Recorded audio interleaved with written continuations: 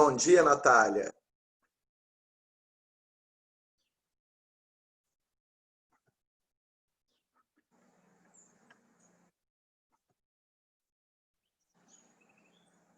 Bom dia, Tainara. Bom dia, Natália. Bom dia. Bom dia.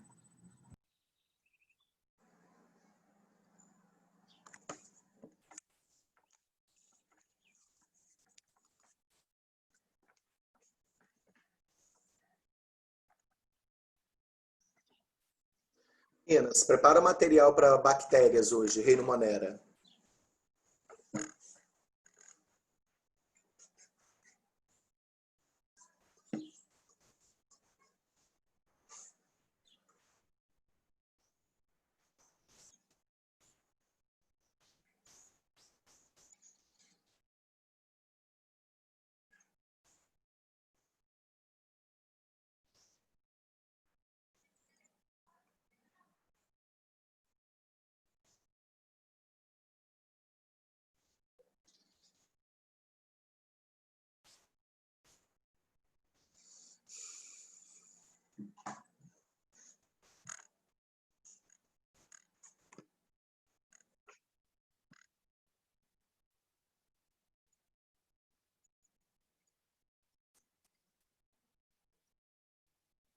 Meninas, dos vírus da aula passada, vocês querem perguntar alguma coisa?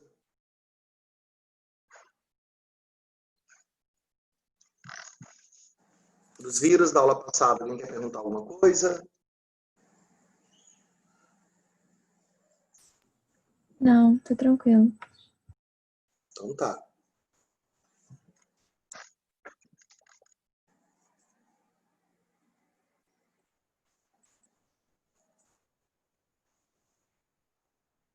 Vamos lá. Em micro, nós começamos a falar dos vírus, né? E agora nós vamos falar da monera, depois vem os protistas e os fungos. Então, saímos do vírus, né? O nosso primeiro agente microbiológico, e agora a gente vem para o grupo dos moneras. O que caracteriza, grosso modo, uma monera? São seres sempre unicelulados, tá? E todos são microscópicos. Não existe nenhuma monera gigante. Eles são procariontes. O material genético não é organizado. Se vocês lembrarem aí do desenho da bactéria e das suas organelas, a única organela que ela tem que coexiste para as outras células é o ribossomo. Quando a gente desenha uma bactéria, a única organela que toda célula tem, aí inclui a bactéria, é claro, é o ribossomo, que é responsável pela formação das proteínas. Por isso que toda célula tem. Ok? Nesse grupo das moneras entram as bactérias, cianobactérias, ou conhecido como alga azul, né? Ciano de azul, ricétias e micoplasmas. No grupo monera, nós temos 4 representantes: bactérias, cianobactérias, ricétias e micoplasmas. São os 4 representantes do reino monera. O que os 4 têm em comum? São unicelulados e são procariontes. Unicelulados e procariontes. Aí tem o ribossomo. Aí o que vai mudar em cada um é o que a gente vai estar falando aí nesse grupo. Tá? Não preciso nem dizer que dos 4, o mais importante são as bactérias. Nós, a título de Enem, óbvio. Né? Dos 4, o mais importante é a bactéria. Mas o reino monera, ele entra aí com esses 4 representantes.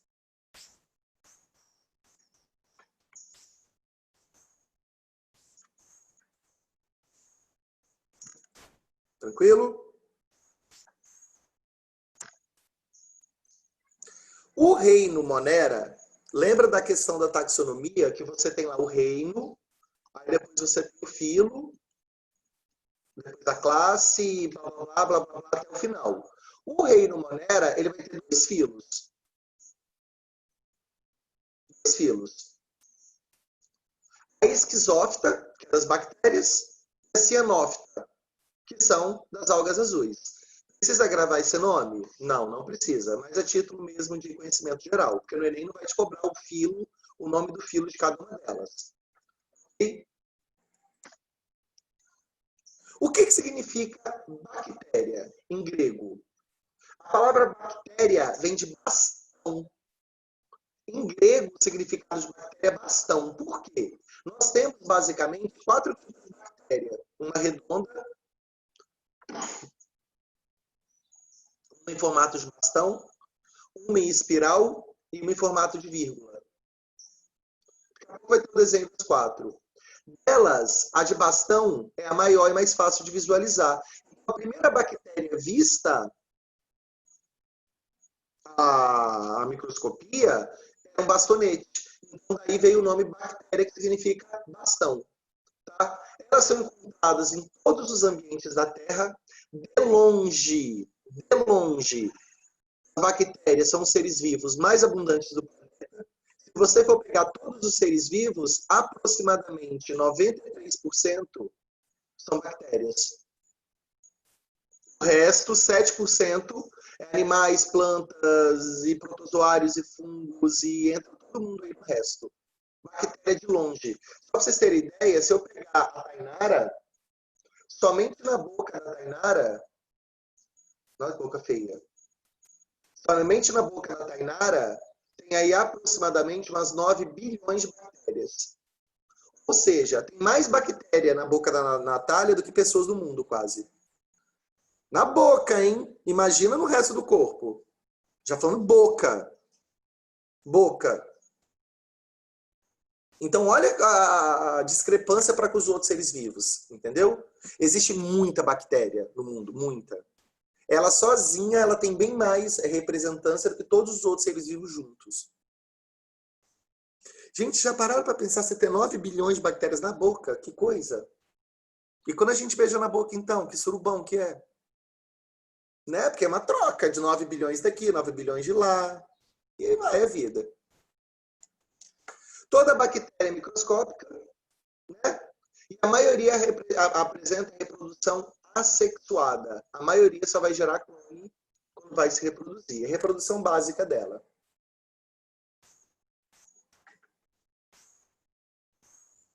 Perguntas? Tranquilo?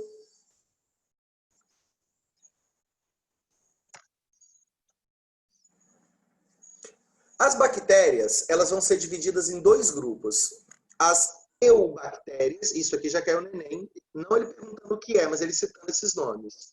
Eubactéria, que são as bactérias atuais, e as arqueobactérias, que são as bactérias primitivas.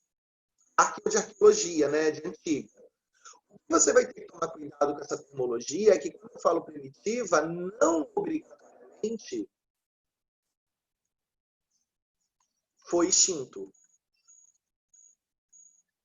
As bactérias extintas, os fósseis, são arqueobactérias, claro. Agora, eu tenho bactérias primitivas vivas. Existem arqueobactérias vivas. Toda bactéria que vive em local inóspito, um local que não era para ter vida, é uma arqueobactéria. Edinho, como assim local que não era para ter vida? Vulcão, pântano, água muito salgada, fonte muito quente. Outros seres vivos não sobrevivem ali. Então aí a gente chama essas bactérias de arqueobactérias. Nem bactérias normais, as eubactérias, sobreviveriam. Eu não sei aí se vocês já viram esses Discovery Channel da vida. Tem vulcões que entram em erupção e tem bactéria viva em lava de 1000 graus Celsius. Ó que coisa! Arqueobactérias. Aí você tem que estudar para entender o que aquela bactéria tem para não ter morrido. Porque normalmente ela tinha que ter morrido. Então, todo local inóspito, se tiver bactéria, é uma arqueobactéria. Tranquilo também, né? Não tem nada de...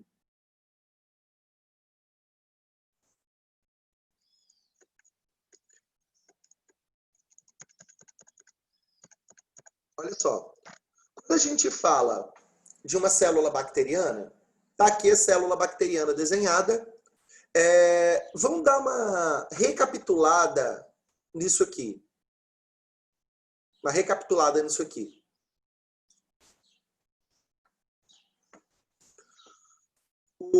A questão de enzimas não é importante para a gente. O flagelo, ele serve apenas locomoção. Bem fácil. Né? Ela tem o DNA disperso, por isso que ela é procarionte. Nada também de chamar atenção. Ela tem o ribossomo, lembra que toda célula tem, que é para a produção de proteína. Nada demais. Ok? O que eu preciso entender sobre uma bactéria atitude prova? Primeira coisa, mesossomo é uma organela que só a bactéria tem, que é primitiva. O mesossomo, ele faz a função da mitocôndria e do complexo Golgiense. Da mitocôndria e do complexo Golgiense. Ele vai fazer respiração, armazenamento, secreção, tá? É uma coisa bem primitiva da bactéria, mas que também não é importante, não. O que eu preciso entender mais da bactéria são 3 coisas. Célula bacteriana, 3 coisas. Essa e essa. Isso aqui que é importante para mim. Tá? É isso aqui que eu preciso que vocês lembrem. Por exemplo, quando eu falo em parede celular, vamos começar por ela. Qual é o nome do açúcar mesmo que forma a parede da bactéria? Qual é o nome do açúcar? Começa com P.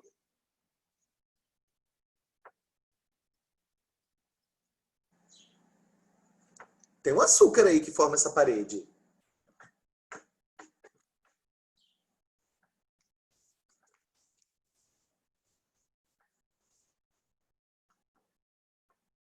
Meninas, alguém?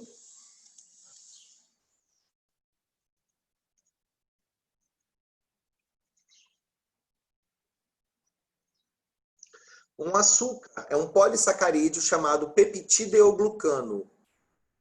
Esse polissacarídeo, ele é extremamente resistente. E aí o que acontece? As doenças bacterianas, elas dizimaram muitas pessoas no mundo. Muita gente morreu dessas bactérias. Quem tinha tuberculose era uma coisa assim, seríssima, porque a pessoa pegava tuberculose, ela tinha que ficar isolada até morrer, porque não tinha tratamento. Tem uma doença bacteriana que ela está na Bíblia. É uma doença bíblica. Alguém sabe o nome? Lepra. Lepra. Tiveram até que mudar o nome da doença para hanseníase, porque os idosos endoidam quando falam em lepra. Uma bactéria.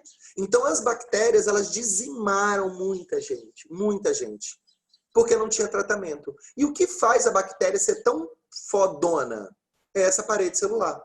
Esse açúcar é muito complicado de ser quebrado, muito complicado. E aí, se vocês lembrarem, conseguiu-se fazer o primeiro antibiótico. Lembra que antibiótico é só para bactéria, não pode botar antibiótico para vírus, fungo. Antibiótico é exclusivo de bactéria. O primeiro antibiótico feito foi a penicilina. A penicilina é o primeiro antibiótico criado porque foi a primeira substância que conseguiu quebrar essa parede da bactéria. Esse açúcar só foi degradado com a penicilina. Alguém de vocês aí lembra de onde que é extraída a penicilina?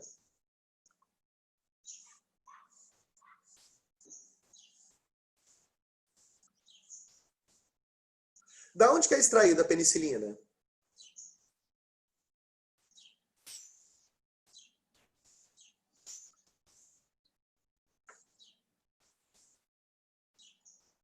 Ninguém? A penicilina é extraída de um fungo, do mofo. Mofo do bolô, mofo do pão de forma que fica verde, de lá. Mofo de parede, de lá. A penicilina, ela é extraída desses fungos. Se você for olhar o nome científico do mofo, é Penicillium notatus, ou seja, a notável penicilina, porque ela que salvou a população inteira. Ela que salvou a população inteira. Por que se a Tainara comer pão de forma mofado, ela vai vomitar ou ter diarreia? Por que uma pessoa se comer mofo, ou ela vomita, ou ela vai ter diarreia? Das duas, uma. Alguém consegue me explicar?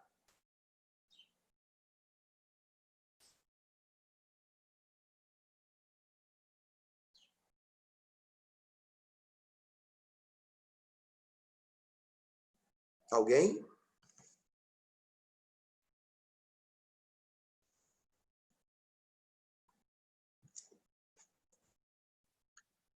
O nosso intestino todo funciona porque tem o que nele? Bactérias. Se você come pão de forma mofado, o que o mofo vai fazer? Matar as bactérias do intestino. Aí o peristaltismo, ele aumenta muito. Por isso que ou você vomita ou você vai ter diarreia. Ou você vai vomitar ou você vai ter diarreia. Tá? Ou vomita ou vai ter diarreia.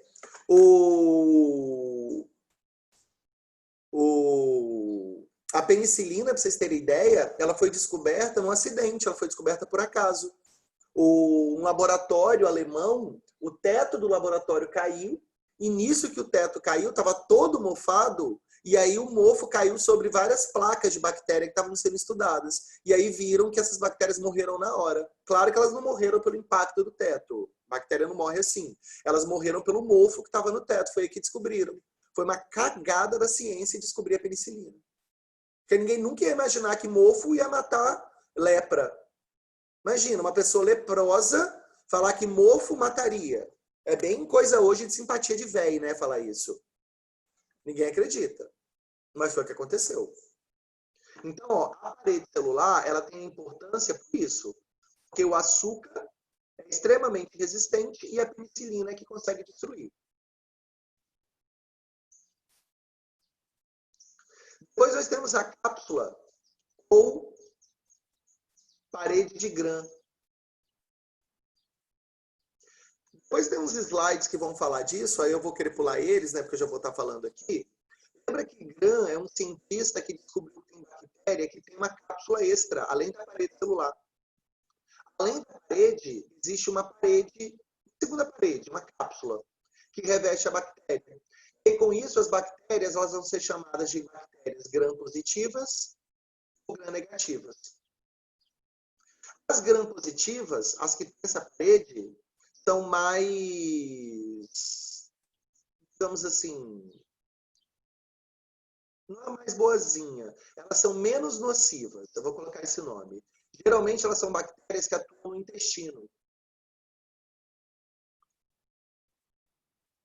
Por que tem a parede? Para proteger do ácido do intestino, só para isso. Para proteger do ácido do intestino. Proteger do ácido do intestino. Tá? Eu preciso proteger ela dos ácidos intestinais. Agora, as negativas não têm, elas geralmente são as causadoras de doenças. Elas não habitam no intestino. Então, elas não precisam dessa parede. E lembra que quanto mais estrutura a bactéria tem, mais ela demora para se reproduzir. Então, você reproduzir uma bactéria com essa parede demora mais tempo. Então, as que causam doenças preferem não ter a parede para reproduzir mais rápido, para a doença se espalhar, né? E aí, por que é interessante essa parede de Gram? Quando um farmacêutico, um médico vai fazer exame, não tem aquele negócio de cagar num potinho e mandar para o laboratório?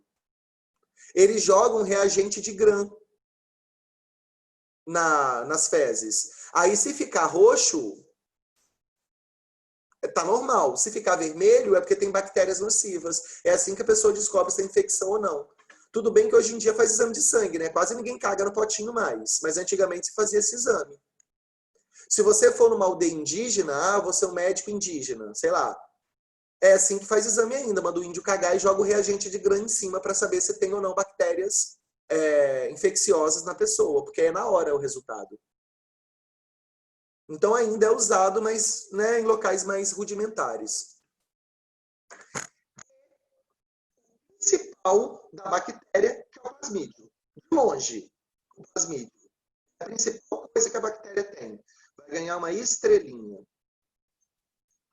A bactéria é o único ser vivo que tem plasmídio. É o único. Ok? O que é o plasmídio? O plasmídio é um DNA circular que a bactéria tem. Se você olhar aqui no meu desenho, ó, você vê que é umas bolinhas. Ó. É um DNA circular que a bactéria tem. Qual é a função desse DNA circular?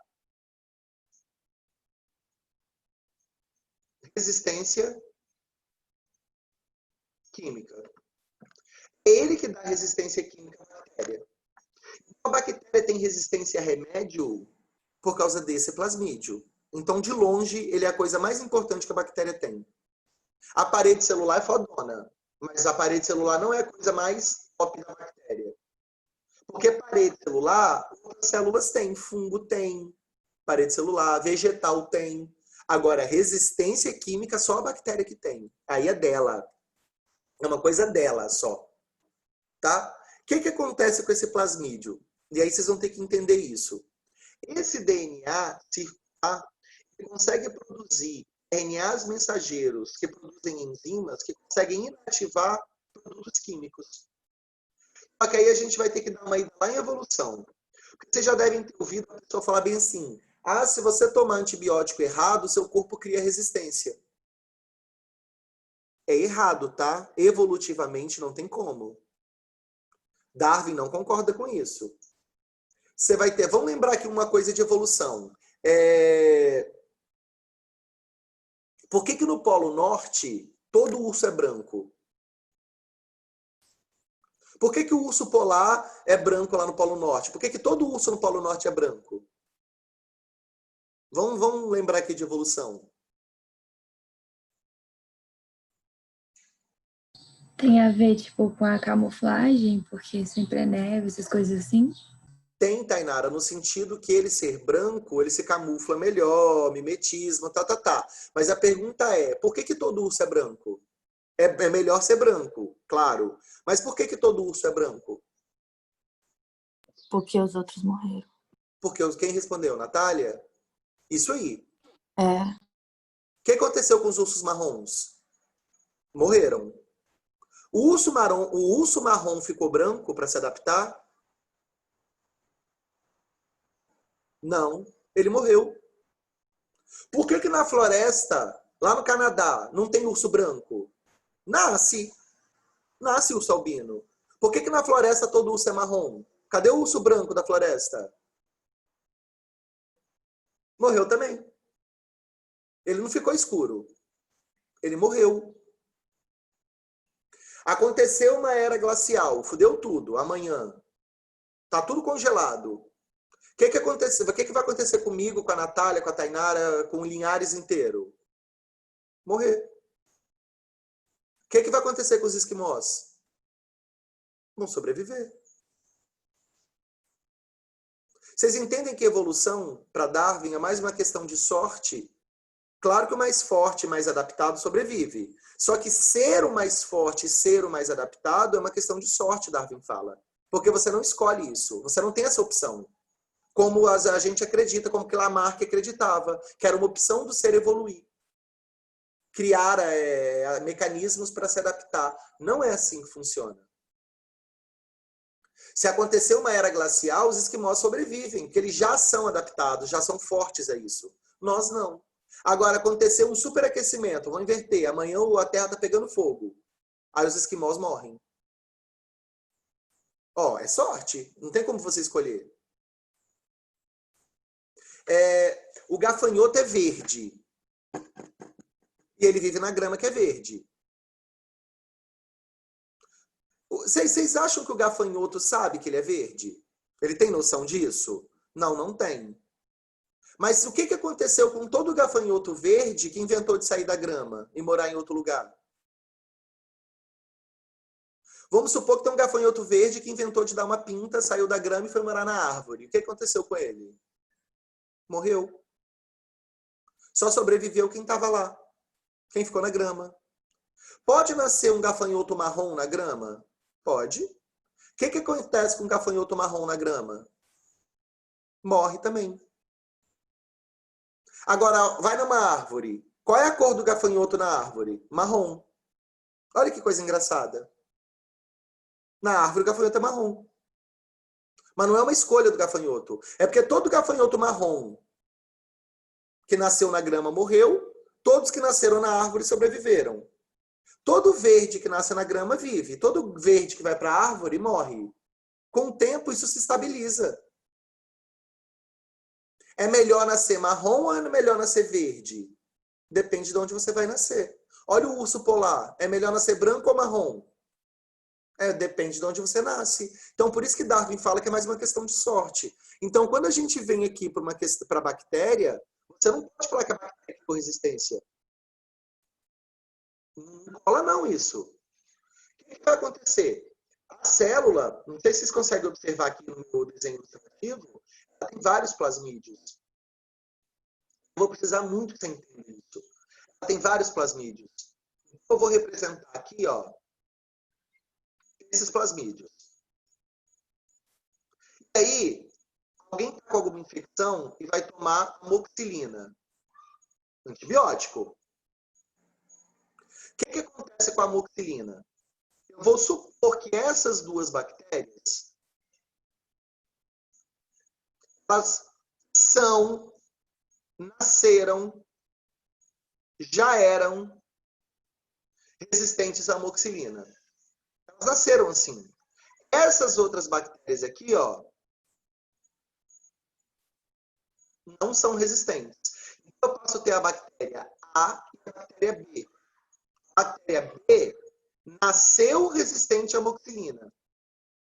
Os DNAs dela fazem essa resistência já. E as bactérias A não têm essa resistência. Os nossos anticorpos, eles conseguem matar qualquer bactéria. Qualquer bactéria morre com os anticorpos. Porque o anticorpo fagocita. Então não vai ter DNA que faz sobreviver. O único problema é que a bactéria reproduz muito mais rápido que os anticorpos. Então você ficou doente. Aí você tomou amoxicilina. O médico, vocês médicas, vão mandar tomar durante 7 dias. O que a amoxicilina vai fazer? Vai matar toda a bactéria A. Toda. E ponto. Quem é que vai matar a bactéria B? Os anticorpos. Gente, quando eu falo de já ter resistência, a média, para quem estuda imunologia, é de 1 a 2% de todas as bactérias já terem o DNA resistente. Então, são pouquíssimas bactérias que vão ter esse DNA. 99% das bactérias morrem com antibiótico. Aí fica tão pouquinho que os anticorpos dão conta. Vão lá agora e fagocitam e matam. Acabou. Eu posso tomar amoxicilina de novo? Posso. A vida toda eu vou poder tomar amoxicilina, não tem problema nenhum. Não há criação de resistência aqui. Agora, aqui é só um resumo das estruturas que eu estou falando. Agora, eu preciso que vocês entendam outra coisa. Vamos para uma opção 2. Estou doente, vocês vão entender isso. De novo, eu tenho amoxicilina, que eu vou tomar. E eu tenho essas bactérias aqui, ó, A, B, que já são resistentes. Lembra? Só que eu não vou tomar amoxicilina por 7 dias. Tomei errado o remédio. 1 dia, 2 dias, 3 dias. Tomei errado. Eu vou passar até agora outro grupo de bactérias. A bactéria que antes era chamada de A, vou ter agora A e C. Antes eu não tinha o grupo C. Se você tomar a amoxicilina errada, você vai criar um grupo C de bactérias. Qual é o grupo C de bactérias? O grupo A é aquelas que morreram. Morreu. Porque você tomou remédio 2 dias, 3 dias. O grupo C, que é a questão, é um grupo que não morreu, porque você não tomou o antibiótico correto, mas vai morrer. Vai morrer. Só que elas estão fracas, frágeis. Aí o que acontece? Quando os anticorpos começarem a atuar nessas bactérias, você acha que os anticorpos eles vão começar a atuar pela B, que são bactérias intactas, fortes, ou pela C, que são bactérias já fragilizadas? Os anticorpos vão começar a atuar pela C. Os anticorpos vão começar a matar a bactéria C. Quando eles começarem a matar a bactéria C, adivinha o que a bactéria B vai fazer? Reprodução. E lembra que eu falei lá no segundo slide que a reprodução dela geralmente assexuada e gera clone, o que a bactéria B vai fazer? Começar a gerar clone dela. Aí, daqui a pouco, você vai ter um monte de bactéria B no seu corpo. Quem é a bactéria B? É aquela que já era resistente à amoxicilina. Só que agora ela se reproduziu. Aí você pega e toma amoxicilina para matar a bactéria B. Vai fazer efeito? Nenhum. A amoxicilina não atua aqui. Aí, ó, viu, Edinho? A bactéria criou resistência. Não, ela não criou resistência. Como diz Darwin, aconteceu uma seleção. Só que nesse caso não é uma seleção natural. É o que Darwin chama de seleção artificial. Qual é a diferença? A ideia é a mesma. A única diferença é que isso não foi natural. Foi um remédio que eu tomei. É artificial no sentido que foi um remédio que eu tomei. Só isso. O que o remédio fez? Selecionou. Ele selecionou a bactéria B e matou a bactéria A e C. Deixou a bactéria B lá no corpo. A bactéria B se reproduziu. A bactéria B já nasceu resistente. Ela só foi selecionada e se reproduziu. Simples assim. E agora a amoxicilina não faz mais efeito. Vocês têm noção o que é uma bactéria viva dentro de um hospital? Se a bactéria está viva no hospital, teoricamente, todos os antibióticos ela já é resistente. Então, se essa bactéria entra em um paciente, que é o que a gente chama de infecção hospitalar, possivelmente o paciente morre. É muito preocupante a infecção hospitalar, porque se a bactéria está viva lá dentro, os antibióticos não fazem efeito nela. Coincidentemente, ela tem os plasmídios para todo antibiótico que o hospital tem. Dúvidas, perguntas? Prof, Pode falar. eu vi num lugar que o mesossomo, na verdade, ele era mentira. O sono? Mesossomo. Ah, tá. Entendi o sono. Eu tô sono. Pode falar. É mentira em que sentido? Não, tipo assim, que eles acreditavam que tinha, tipo assim, que realmente existia, só que na verdade não existia isso. Entende? Eu ouvi, acho que foi do Descomplica. Eu acho. Eu já vi essa história. Porque o formato do mesossomo ele não é de bolsa. Porque tem células, tipo esse desenho, mas aqui é ilustrativo. Ele traz esse aqui seria o mesossomo, ó, seriam as bolsas. Esse é o mesossomo, essa bolsinha aqui. Só que quando você pega muitas bactérias, o mesossomo, na verdade, é uma invaginação. É só uma entrada na bactéria. Não é uma bolsa. Tipo assim, eu estou olhando a célula e apareceu essa estrutura aqui, ó. Desse jeito que eu desenhei aqui agora. Aí tem gente que acha que isso é uma bolsa. Aí quando você vai esticar a bactéria, na verdade não é uma bolsa, ela é aberta, é uma invaginação. Tipo assim, ó. Desse jeito, ó. Tá vendo? Não é uma bolsa, o mesossomo. Então, quando você considera que o mesossomo é assim, aberto, ele não é uma organela. Por isso que fala que é uma mentira, entendeu? Ele não pode ser uma organela porque ele não é fechado. Isso aqui não é fechado. A gente, olhando, grosso modo, parece que é fechado, parece que é uma bolsa. Quando você estica, não é. Aqui, ó. Ótimo, aqui na célula anterior, mesossomo, ó, ele tá dando aberto, tá vendo? Aqui, ó. Na ilustração. Por isso, quem considera que é aberto, vai dizer que ele não existe. Mas não se preocupe que a título de Enem não... Até porque ele não causa doença, não causa mutação em bactéria, ele não tem influência sobre a bactéria. Por isso que não se fala muito dele.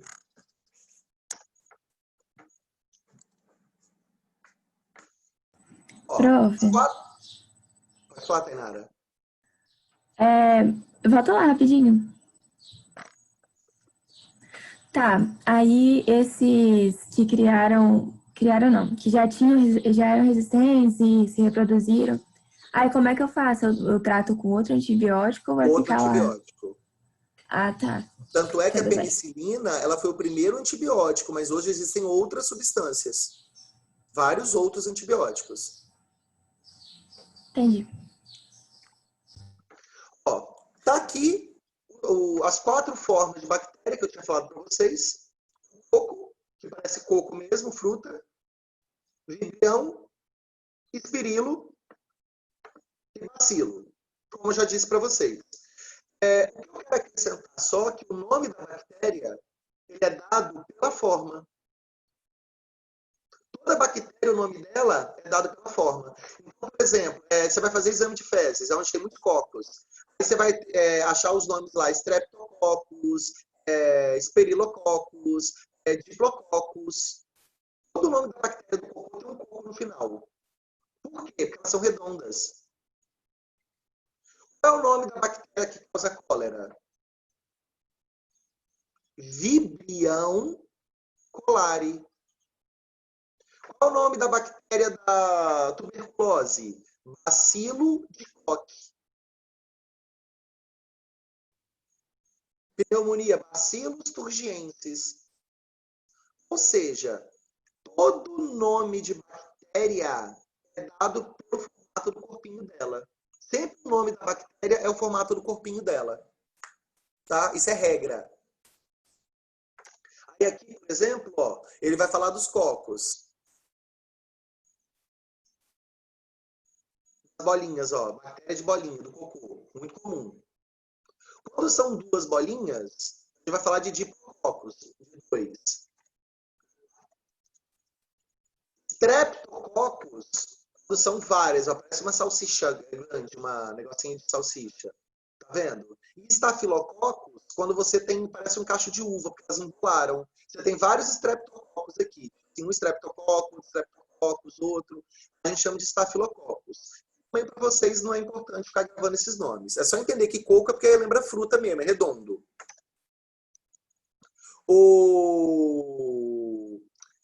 Ai, sai daqui. A sarcina, ó, que parece um espirilo. Olha que bonitinho. Olha a cólera, que parece um vibrião. Tuberculose, ó, um bacilo. Tá vendo? Vários bacilos. Streptobacilos no sentido de comprido, né? Vários bacilozinhos juntos. Enfim, nada demais. Só você entender que as bactérias têm 4 formas. A questão do corante de Gram, eu já falei para vocês. Você cora para saber se as pessoas têm ou não têm doença. Como eu disse, ó, as que são positivas e tem aquela parede de Gram a mais, geralmente as do cocô, Streptococcus, Staphylococcus, não tem nada muito grave com elas. As negativas, ó, cólera, salmonelas, são aquelas que atuam, né, na vibe da doença, já são mais perigosas. E aqui Gram fala da parede, que você cora, que ele descobriu para fazer exame de sangue, que não é importante para a gente.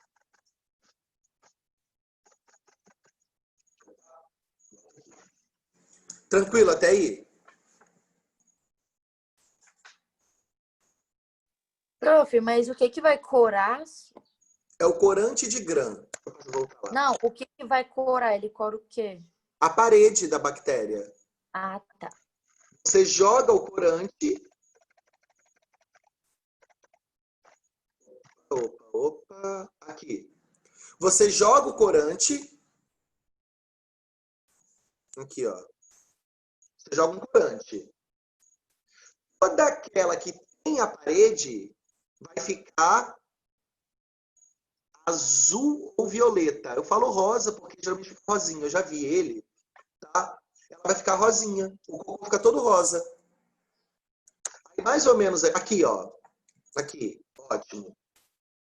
Essa, ó, jogou corante. Tá vendo? Olha como que ela ficou. Essa aqui, ó. Eita. Tem gente que fala que é violeta. Isso é um rosa. Então, você jogou, ficou dessa cor, ó. Rosinha, violeta claro, é porque tem bactérias de doença. Ou desse jeito aqui, ó. Tá vendo? Dos dois jeitos. O rosadinho são positivas. Desculpa, confundi. Aqui. Ficou rosinha, são positivas.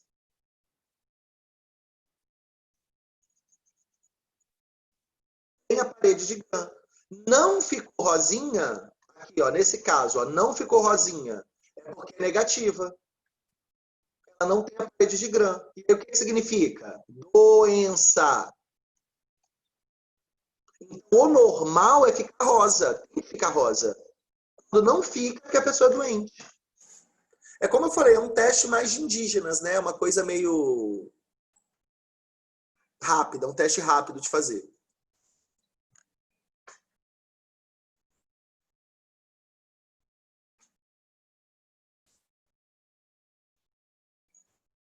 Tranquilo, meninas? Então, cara, ó, Hans Gram, que criou essa ideia. É útil, assim, para quem trabalha com medicina alternativa, né, indígena. É uma coisa bem... Opa, bem útil. Reprodução das bactérias. Vamos reproduzir as bactérias. A primeira reprodução vai ser a assexuada, que é a comum que a bactéria faz. Ou seja, onde ela gera clones. O nome mais comum de usar isso, nessa reprodução, é divisão. Só que tem livro que pode trazer o nome de divisão binária ou ciparidade, que é a mesma coisa. Quando a bactéria se divide em duas. A divisão binária, né? Divisão em duas. Você tem aqui a bactéria, primeiro ela duplica o DNA dela, divide em dois, depois ela divide a membrana, duas células. São dois clones. São dois clones. E aí, eu queria voltar naquela questão do antibiótico, do plasmídio. Lembra que eu falei que quando a gente toma antibiótico, você tem lá as bactérias? Aí eu falei para você que se você tomar um antibiótico errado, você passa a ter 3 bactérias, a A, a C e a B. E eu falei para vocês que a B é aquela que nasceu resistente. Quando você tomou um antibiótico errado, a B vai fazendo o quê? Se reproduzindo por clonagem. Essa é a reprodução que a bactéria B vai fazer. Clone. Porque ela é resistente. Ela vai se clonar. Agora, as bactérias, elas podem ter uma reprodução sexuada. Prof, você falou divisão binária, o quê? Cisparidade. Nome feio, né? Cisparidade. Só que a bactéria, ela também pode ter reprodução sexuada.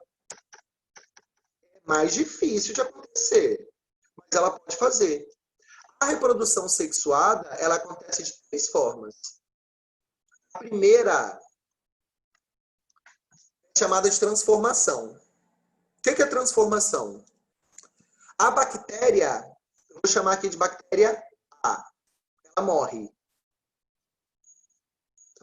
Todo o material genético da bactéria A fica solto, morto, acabou. Vem uma bactéria B e pega o material genético da A. Ela pega um fragmento do material da A e incorpora nela, aqui, ó. Aqui. Agora eu passo a ter uma bactéria C. É um processo sexuado, porque agora ela juntou material genético de uma bactéria morta com o da dela. Lembra lá das nossas bactérias do antibiótico, de novo? A bactéria A, a bactéria C e a bactéria B? Essa faz reprodução assexuada, clonagem. Sabe quem vai tentar fazer sexuada, transformação? A bactéria C. Esse povo aqui, ó. Lembra que eu falei para vocês que a bactéria C, ela não morreu, mas ela vai morrer? Os anticorpos vão matar ela? Para tentar sobreviver, o que a bactéria C vai fazer? Pegar fragmentos dos que já morreram e englobar no dela, para ver se ela também fica resistente.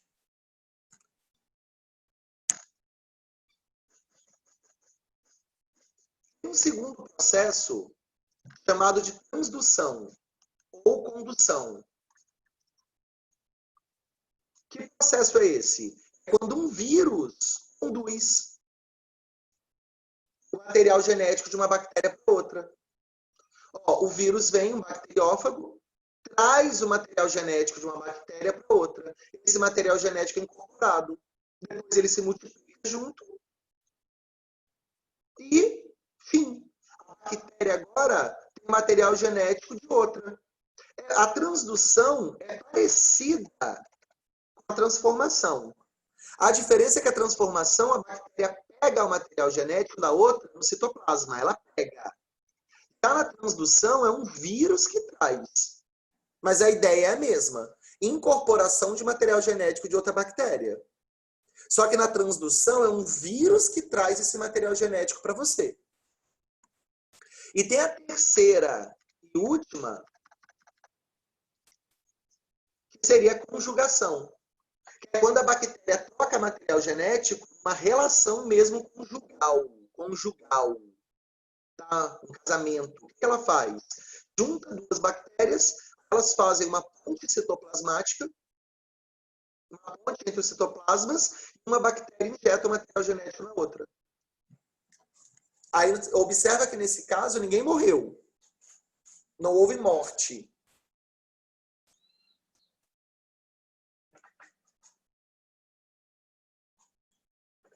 Então a conjugação acontece.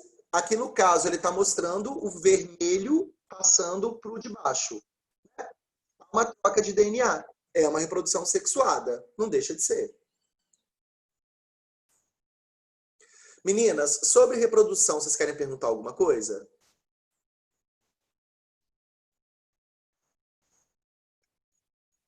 Não? De boa? Tranquilo, né? Prof, Ah, esse da conjugação não deu tempo de eu acompanhar. Vai falar de novo, rapidinho? sim. Conjugação é quando duas bactérias se juntam, Tainara, aqui, ó, elas se juntam uma com a outra. Elas formam um canal que liga o citoplasma de uma com a outra, que chama-se de ponte citoplasmática. Aí uma bactéria injeta o material na outra. Aí geralmente a que injeta a gente chama de célula macho, até esqueci de falar. A que recebe, célula fêmea. Ou célula ativa e célula passiva. Então é uma bactéria se juntando com a outra, basicamente. Um conjugal, né? Uma conjugação.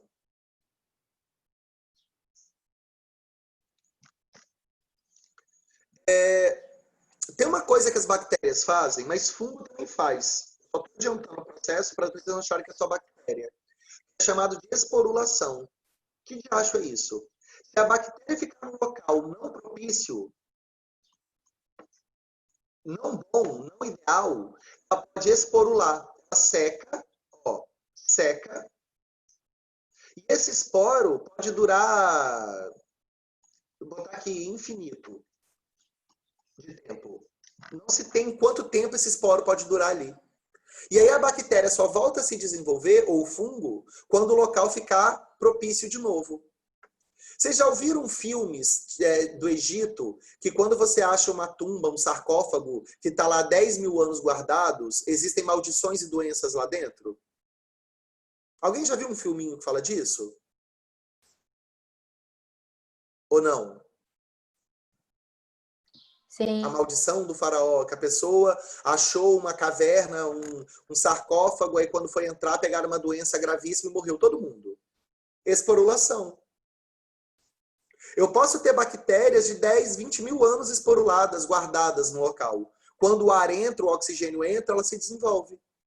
A gente chama isso de esporulação. A bactéria tem essa capacidade, bactéria e fungo. Ela esporula, ela fica seca e espera o local propício. Então isso é muito comum com quem pega cavernas, quem pega fósseis, né? Acha tumbas, igual eu tô falando para vocês. Que você pode ter uma doença aí do Egito de 20 mil anos atrás guardada lá, toda esporulada. Tem que ter o maior cuidado para tirar alguma coisa desses locais.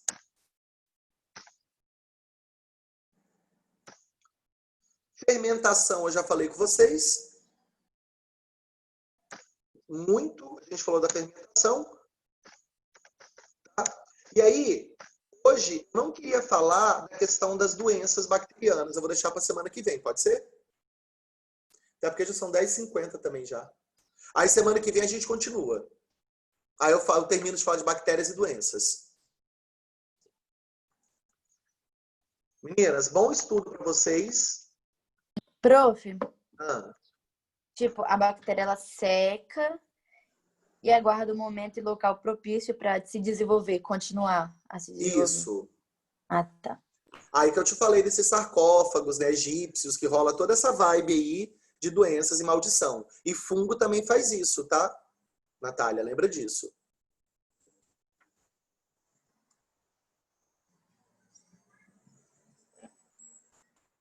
Valeu, meninas. Até semana que vem. Tchau, tchau.